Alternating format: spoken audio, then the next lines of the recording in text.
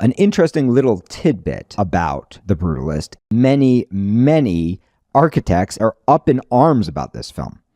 In fact, Architecture Writers Anonymous went so far as to record a podcast about why The Brutalist is a terrible movie. Now, this is so interesting. The Brutalist is a terrible movie if you're an architect. If you are a normal human being who goes to the movies, The Brutalist is an Academy Award nominated film. It may get some details of architecture wrong that are highly concerning for experts, but it gets the experience of being an immigrant right. And this is what's so important, especially in the times we're living right now. I'm Jacob Kruger, and this is the Write Your Screenplay podcast.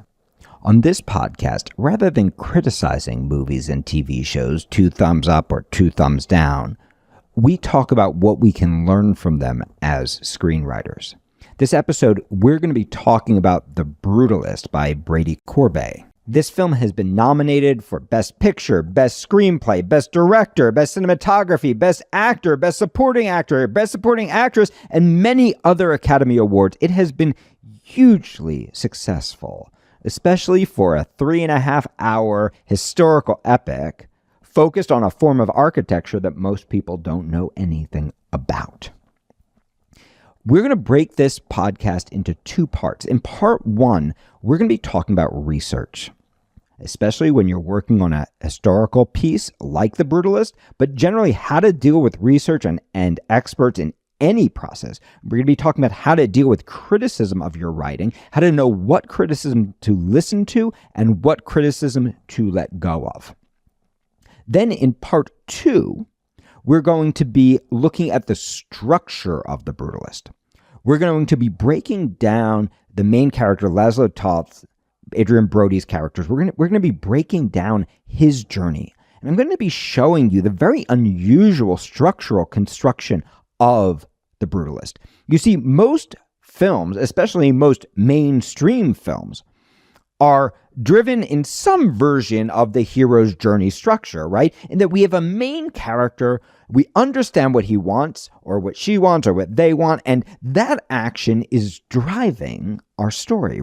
We are locked into a character who is driving their own destiny. But that's not what happens with Laszlo Toth. In fact, the form of The Brutalist, the structure of The Brutalist, is such that we don't even know what Laszlo Toth really wants until we get to the epilogue, until we get to the surprise ending. We don't actually know what he's actually pursuing until we're done the movie, till we're in the epilogue. In fact, the climax of the movie, the moment that's traditionally driven by the main character, is not driven by Laszlo Toth, but rather by his wife, Erzsébet.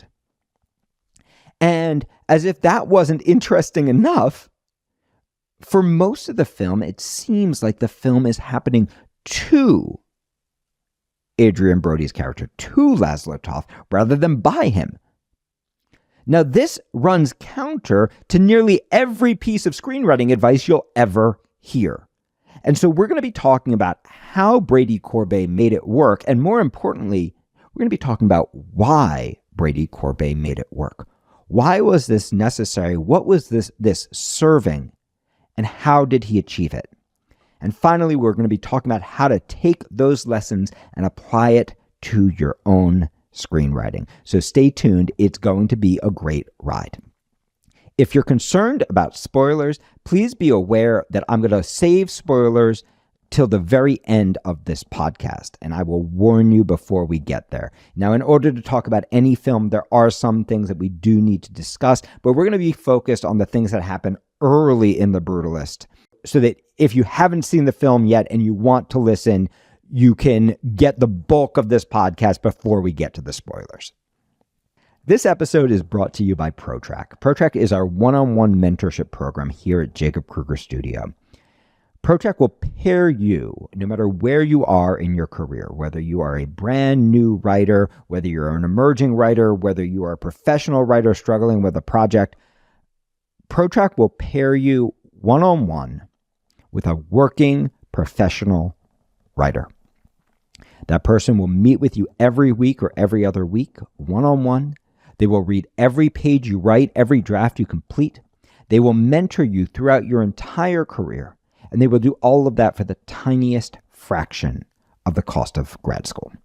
If you want to learn more about ProTrack or any of our programs, you can speak to our admissions director. You can learn about whether the program is right for you, and you can find more about it at writeyourscreenplay.com/ProTrack. Let's talk about The Brutalist. The Architecture Writers Anonymous podcast that I mentioned earlier is not the only organization to savage the brutalist understanding of architecture. The Washington Post has said very clearly, the brutalist gets architecture wrong. The Financial Times thinks it's a giant cliche. And there are lots of reasons that they believe this, and they are also wrong. I don't mean that Jake's personal taste says that The Brutalist is a good movie. What I'm saying is that this is an unlikely movie anyway. This is a historical epic that's super long, that doesn't have a traditional structure, that focuses on an area where there isn't a general amount of interest. And this film has gathered attention, awards, award nominations in ways that few films do. And it takes us on a really powerful journey. Anytime you're writing a movie, I don't care if it's a historical epic like The Brutalist or the most fanciful spinning of your own imagination. Anytime you're writing a movie, you do want to ask yourself, why today? Why does this movie need to come out today? And all too often, we don't really have an answer to that. And if we don't have an answer to that, there's a good chance we're going to be unfocused and our structure isn't going to work. Because every film is a trade-off. Every screenplay is a trade-off, right? We must make concessions in one area in order to achieve another. We're always trading things off. And the trade-offs that we make as artists are built around theme. We have to go, what is the piece really about? And a big part of learning what your piece is about is thinking about, why does this story need to be told? So why does this story need to be told? I would suggest that our country is going through a brutal loss of empathy. And we are particularly going through a brutal loss of empathy in relation to the immigrant experience, in relation to why there's even a need for an America that takes the people that the rest of the world has spit out. And so The Brutalist focuses on a singular talent, a brilliant, brilliant architect named Laszlo Toth. Now, this is a fictional character, even though most people who are experts in architecture believe that he's inspired by Marcel Breuer, also a famous Jewish architect, also an immigrant. So what Brady Corbet is doing is he's going, okay, why am I telling the story of a brutalist architect? Not because of my fascination with brutalist architecture, but because I want people to remember what the immigrant experience looks like. I want them to remember how hard it is. I want them to understand the impact of losing your home, the impact of being cast out. I want the audience to recover their ability to empathize and to remember why the America that we believe in is important. This is actually the purpose of The Brutalist. Every other element must be built in order to support that simple theme that is driving this writer-director. So, in your own writing, I want you to think about why today. And if you don't know why today, that's okay. Keep writing, and you will discover the why today of this particular script for yourself, whatever you're working on. And once you know the why today, and once you know the theme, once you know what you're really trying to say and what it's really about, yes, you are going to have to make some compromises. And some of those compromises are going to piss off the experts. Experts are some of the most dangerous people to invite into your process, particularly early. Trust me, you do not want to watch an episode of ER with my dad, who is a brilliant, brilliant doctor, dean of a medical school. You don't want to watch an episode of ER with him because he's going to get upset. Nothing that's happening in ER feels right to him. That's not the way it works. And if you set an expert loose on your work too early, often they will rob it of all its meaning because of their search for accuracy. Now, please hear me. I'm not suggesting to make your scripts inaccurate, and I'm not suggesting that you don't want to do your research. You certainly do. But research is dangerous to screenwriters, right? We have to know how to use research. We need to know how to focus research. And we need to know when to choose to change the literal truth in order to expose the emotional truth. And I want to be clear about this because I'm not telling you guys to lie. Don't lie. Back in the days when I was a producer, I always used to hear producers go, the truth sucks, make it up. And I always thought that that was the stupidest thing a producer could say. And the producers who were saying it were generally not the brilliant producers who were going on to great careers. No, the truth doesn't suck. The truth is usually way more interesting than whatever baloney they were making up. And we do have a responsibility, again, especially in our society today, to go, hey, maybe facts actually do matter. Maybe the truth does matter. And Brady Corbet makes a strong choice. He could easily have said, like many, many fictionalized stories do, oh, this is the story of Marcel Breuer. In fact, it would have helped his script, right? It's a known name rather than a fictional architect. The inspiration for this movie, The Brutalist, was a book by Hilary Thimish, who hopefully I haven't butchered that name, called Marcel Breuer and a Committee of 12 Plan a Church, a monastic memoir. He reads this book.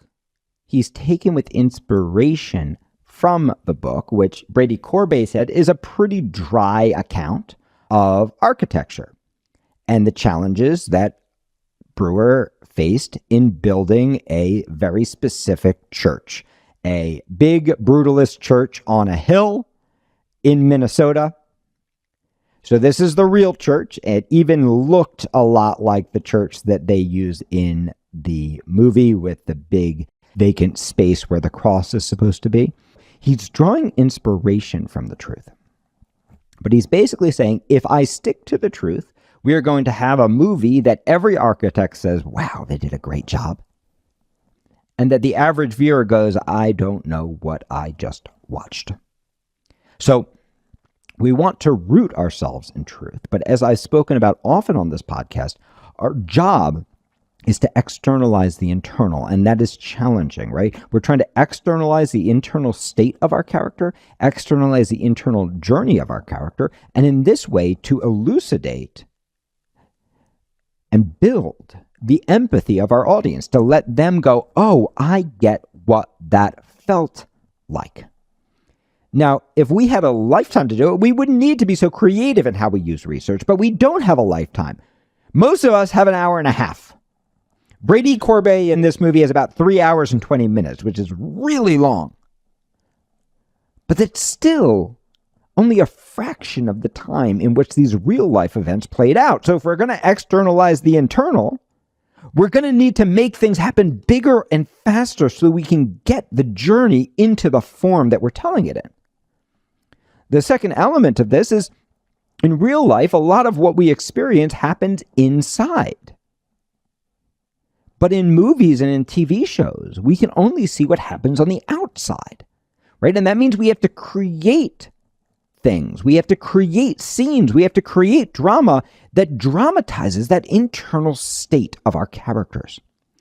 For all of these reasons, it's not that I want you to play fast and loose with the facts. I want you to get really deep into your research in a way that allows you to look in the mirror and say, I did something honest here.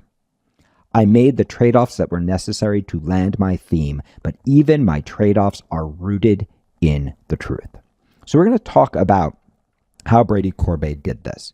Now, first, just a word of advice when working with experts. Start by doing your research. But please don't fall so deep into your rabbit hole that your research convinces you that you don't know enough to tell the story. So many times, what I watch happen is I watch brilliant young writers, and the more they research, the more they feel that they don't know enough, not ready. I can't tell this story yet. I'm not an expert yet, right? They feel like they have to do a PhD in the subject before they're going to be ready to tell the story, right? And 3 years go by, and 5 years go by, and 8 years go by, and 10 years go by, and they still feel like I don't know enough. No, thank God there are actually experts that you can bring in. Start by making a period of time that is your research time. That can be as long as you want. It can be a day. It can be a year. It can be anything in between. It can be whatever you feel is right for your project. And during that period, you want to do as much research as you can so that you understand the world, particularly if you're working on a historical piece or a piece about a world you don't know a lot about. You want to do your job so that your piece is grounded in reality. But in early stages, you do not want to bring in experts to review your writing. Because if you bring in experts in writing, that's great. But if you bring in experts in architecture, they're going to be like, well, actually, no, that's not quite right. This would have to be here, right? And they're going to get all kinds of crazy feedback that does nothing to serve the main thing you're building. So you want to do your research, but you're not looking for feedback from experts yet. You're looking for information from experts. And you're allowing that information to be a fertilizing ground for your writing. You want your writing to grow organically and naturally out of that fertilization, out of that good soil. But you want to give yourself the freedom to tell the story, to explore the story, to push on what the edges of the story might be. You want to give yourself enough poetic license to accomplish your why today, to accomplish your theme, right? And that's going to mean making some trade-offs between literally exactly what happened in what order and what it felt like for the character.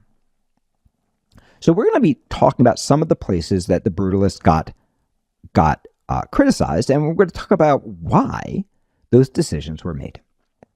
So one of the complaints about the Brutalist is a stereotypical depiction of an architect as a lone male genius.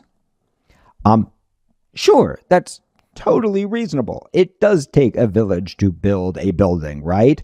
It is not necessarily just one man's work of genius. And of course, there are brilliant women architects and brilliant transgendered architects. But in this particular case, this writer is trying to tell a story that's set in a very specific time period, around a very specific kind of architecture. And he's inspired in his character by Marcel Breuer, and that's why we have a male character at the center of it. But more importantly, why does the person have to be a lone genius? The person needs to be a lone genius because the piece isn't about frickin' architecture.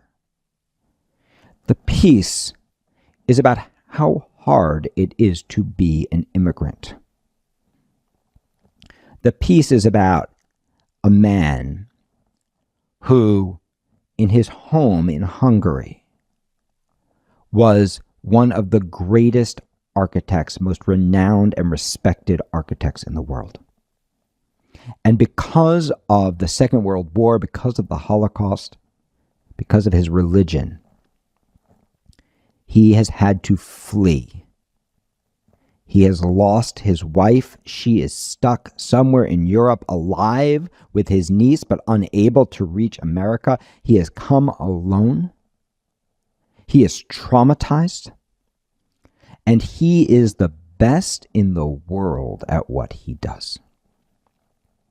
And it is still so hard for him. So, why at the center of the Brutalist is a person of unique genius?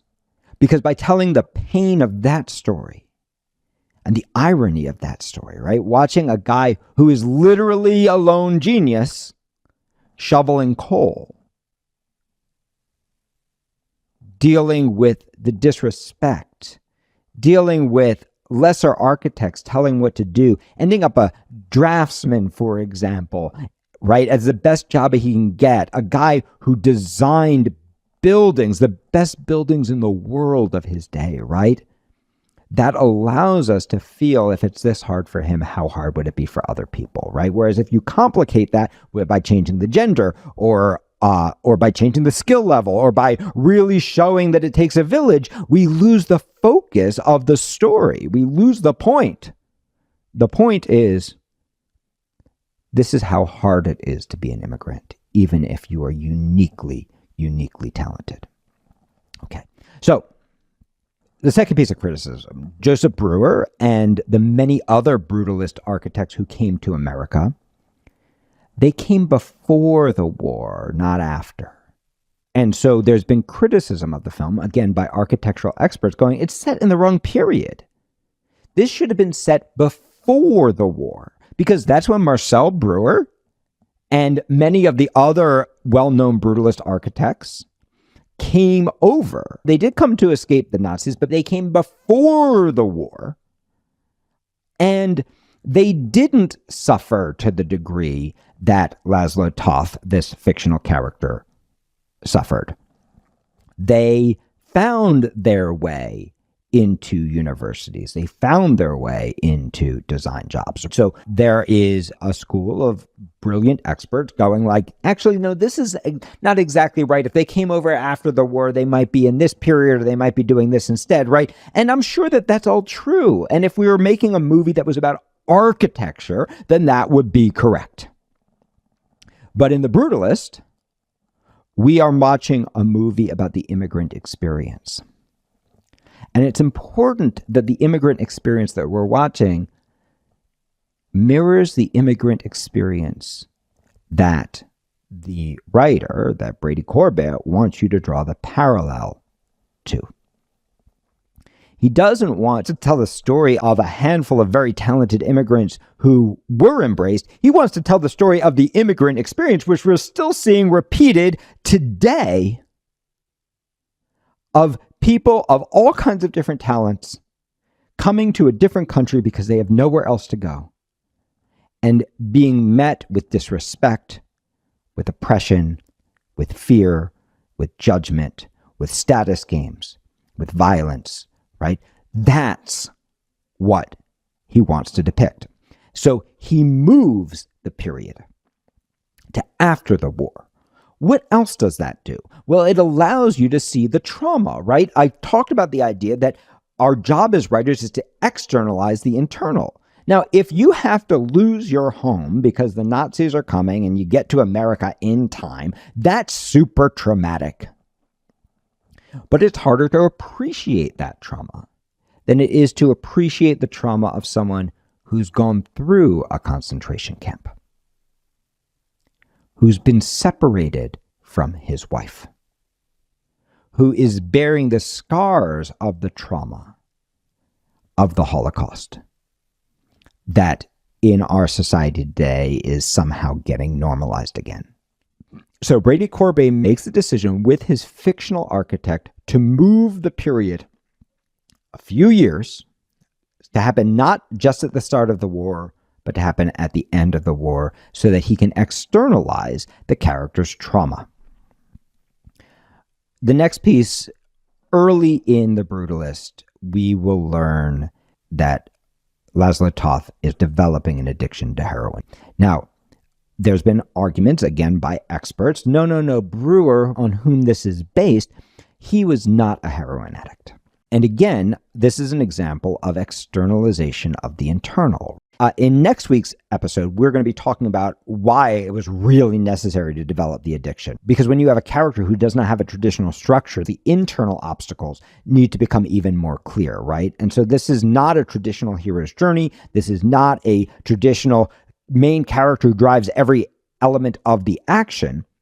This rather is the story of a character dealing with trauma. And why? because this is a movie about the immigrant experience, designed to create a larger sense of empathy for a new exodus that is happening now, for a new removal, for a new diaspora that is happening now. This is a movie designed to build empathy about the immigrant experience and about the trauma of losing your home, of being through a concentration camp, of being separated from your wife. It's about processing that trauma. Therefore, the addiction is a way of externalizing the internal pain of the character.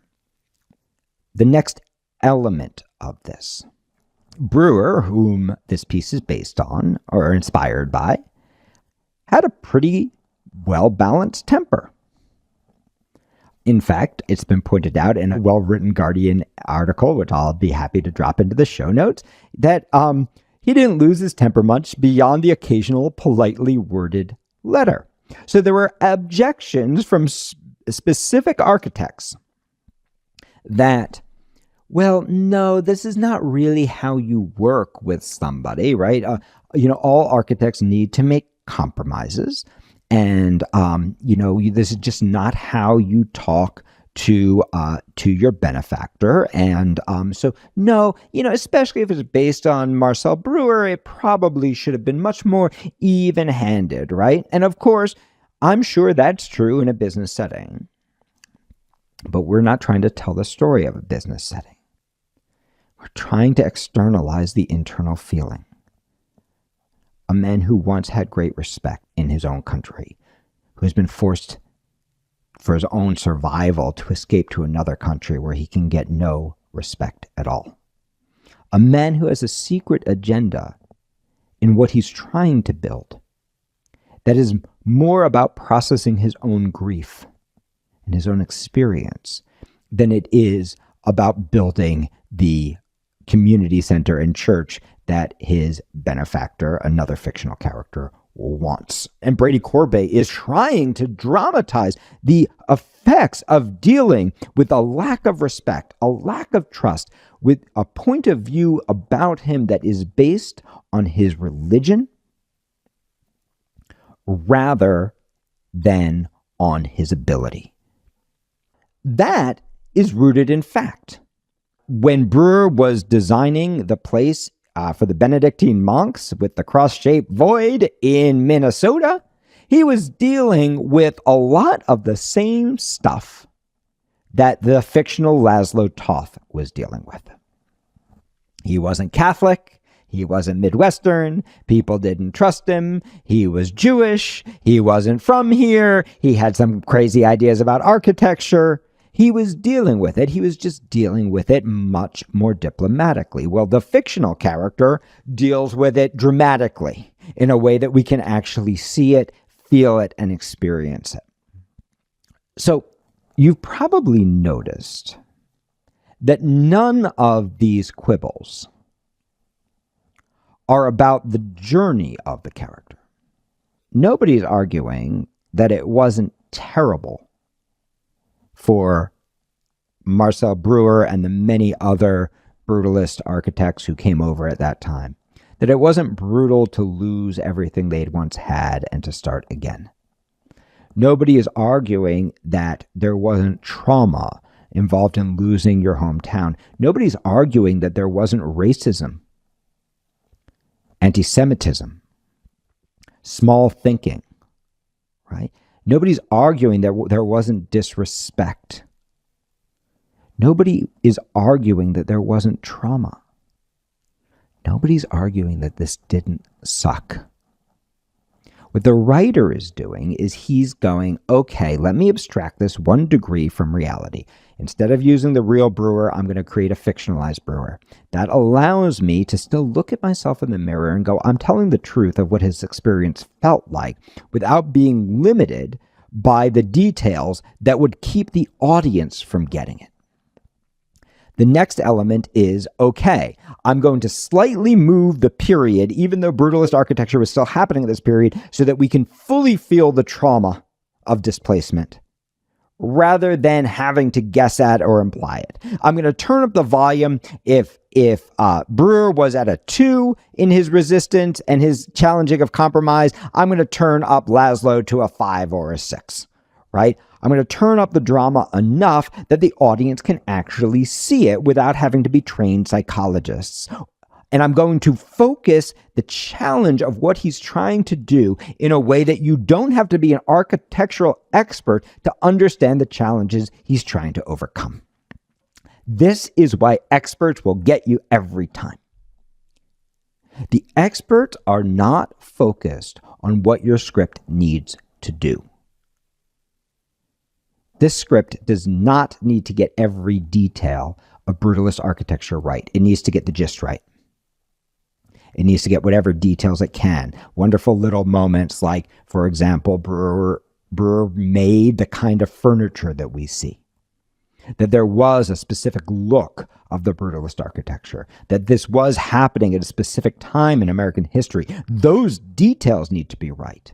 But the main thing that this film, The Brutalist, needs to do is it needs to build your empathy for the immigrant experience. And if we have to weave a little bit of externalization of the internal feeling in, and if we have to capture the emotional stakes rather than the literal stakes for a very specific character, right? If we allow ourselves to be inspired by the truth and to focus on finding ways of dramatizing, not a fiction, but the truth of what that character must be feeling, then we can actually allow our audience access to it. So how do you use experts? At the beginning, you allow the experts and all of your research to fertilize your movie, to fertilize your TV show. You're looking for wonderful little details. You're looking for wonderful things you didn't know. You're looking for those specifics that are going to ground your piece and make it real. So, for example, the tubular furniture is so wonderful because when Laszlo first arrives in America, he's taken in by his relatives who run this crappy furniture store where they are selling ugly but handmade American furniture. And they are struggling. And then there's this moment where you see this beautiful, brilliant tubular steel furniture that Laszlo has made. And that one moment makes you go, oh my God, this guy's a genius. He is ahead of his time. And also at that one moment, you're able to go, he's ahead of his time and this is going to be hard for him, right? So you're looking for those wonderful little moments and you're looking for the heart of the film. You're growing your film out of the truth. But you are not getting locked down into every detail of the truth, not in your early drafts. Once you know what the film is, you start to make those hard choices and you start to do additional research to figure out, did I get this right? And then you have to start making choices. So once you really know what you're building, you start to go, it actually would have been like this. Can I do that? Or do I need to adjust it so that people who are non-experts can see it? And then your final step is to bring it to an actual expert. And of course you should. And that actual expert is going to tear it apart.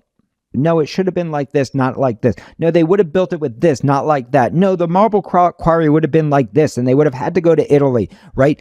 No, they would have been able to do this with cement, but that would have been a wild idea back then, right? You want to use all their brilliance, but you don't want to be stuck by it. Because there are going to be places where you're going to go, that's really important, but it's only important if you're an architect.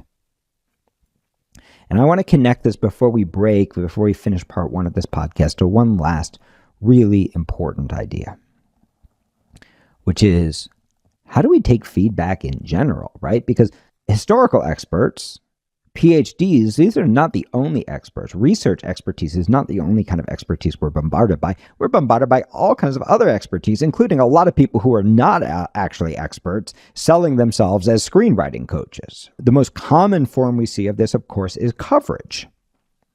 Coverage readers are shockingly low-paid individuals, right? A lot of them are very brilliant, very hardworking, very committed, very passionate. And let's face it, they're not successful writers yet, because if they were, they wouldn't be writing coverage for somewhere between $35 and $50 a script, right? Just think about the finance of that, right? Think about how long it would take you to read a script. Just a good log line for it. How long does it take you to write a logline for your own script? For me, it takes like a day. And you start to realize, oh, if they do it that way, they're working for pennies on the hour, right? So you combine that, and then they're coming with a certain, I'm going to put expertise in quotes in that case, right? They're coming with a certain, what they believe is expertise, right? But usually their expertise is not based on writing scripts and selling scripts. Their expertise is based on whatever screenwriting book their PhD teacher assigned, right? When they were in college. We have to remember that most of their teachers probably weren't really experts in screenwriting either, right? Because most of the people teaching at universities are not expert screenwriters. They're PhDs, right? And this is because of U.S. News and World Report, right? U.S. News and World Report ranks schools based on their number of PhDs. Percentage of professional screenwriters who are PhDs, very, very low. Percentage of screenwriting professors who are PhDs, very, very high, right? Because every time you hire a non-PhD to teach on your faculty, you're lowering your ranking in U.S. News and World Report. And not only that, professional writers are challenged, right? They get gigs, they have to disappear, they're expensive because they get well paid by their industry. Whereas PhD students, PhD graduates, they stay forever. They might be great at telling you how to set up a motif, but they're often really struggling with how do you get a character on the page. They might be great at teaching you how to use montage, or about mise en scène, or about all these wonderful complicated ideas. But often what they're doing is they're reverse engineering from these great movies, these perfect films, rather than imagining what did that film look like on page 1 when it was a mess. In other words, they're often teaching you the end product rather than the process to get there. As a screenwriter, you must put your focus on the process to get there, right? And once you know what it is, then you can bring in all kinds of wonderful PhD expert ideas. But if you start letting people tell you what your script is supposed to be before you know what it is, guaranteed your script is going to get diluted, and guaranteed your script isn't going to sell. Because the thing that allows a script to actually make it through this incredibly challenging process, especially an unlikely script like The Brutalist that is too long, too expensive, too historical, too slow, too non-traditional. The thing that allows a script like that to succeed is the unique point of view of the writer. It's the way that the script is breaking the rules and the expert guidance, right? In order to harness the writer's theme and the writer's voice, and in this case, the writer-director's theme and voice. That's what allows a script to actually succeed. So when you're getting feedback from experts, whether it's historical feedback, whether it's detailed feedback, whether it's domain knowledge feedback, or whether it's feedback on what your script should be, here's how you know if you're getting good feedback. You're getting good feedback when most of the feedback is the person talking to you, asking you questions about what you are trying to achieve, and then directing their notes in order to help you achieve your goals within what is true. You know you're getting bad feedback when somebody tells you this is what you should do, this is how it has to be. When somebody gives you a ton of, quote, great ideas without knowing what you're actually building. When a person tells you these are the rules without actually exploring with you what those rules are supposed to be doing. The challenge with most experts is not their domain knowledge. That is hugely valuable to you. The challenge with most experts is that they tell you what to do before you know what it is. It is your job to figure out what it is. It is your job to figure out what your theme is, what your why today is, what the God is that you are serving in this script. And in order to serve that God, you are going to need to make some choices that experts don't like, that your coverage reader might not like, that your brilliant PhD professor might not like, that the friends in your writers group might not like, and that the experts who have extreme domain knowledge of this piece and are down to the little micron of what's wrong or right might not like. You need to know what it is, and that means allowing all that knowledge to act like a fertilizer for your piece. In guiding your writing, you're looking for experts who help you figure out what it is, what's already there, who help you externalize the internal, who help you realize when you're telling the emotional truth and when you're not, when you're looking, listening, feeling closely, and when you're not. You're looking for people who are helping you build the script that you want. And then once you know what it is, that's when you want to bring in the people who don't know how to give feedback, right? But who know, wow, so much about this little detail, and I'm going to steal this, and I'm going to ignore everything else. Wow, they really understand this thing I got wrong about the period. Okay, I can't take all of their notes, but I'm going to take these because they're going to make the film better, right? You need to know what your piece is about. So again, with The Brutalist, if this piece was a piece about architecture, and what does it mean to be an architect, then I would have a completely different point of view, and I would probably agree with the critics who think the architecture should have been right. But that's not what this film is about. This film is not about that, and it's also not about Marcel Breuer. This film is about the immigrant experience. This is a film about a man processing a trauma. Of course, that's even what the final wonderful surprise is going to be about. It's going to help us understand that all of this is an externalization of an internal journey that began with his diaspora, that began with his loss of his home, and his struggle to find a new one. I hope that you enjoyed this podcast and it's helping your writing. If you'd like to learn more about The Brutalist, stay tuned for the next podcast. And if you'd like to learn more about how to build your own screenplay, come study with us. You can find out more on our website, writeyourscreenplay.com.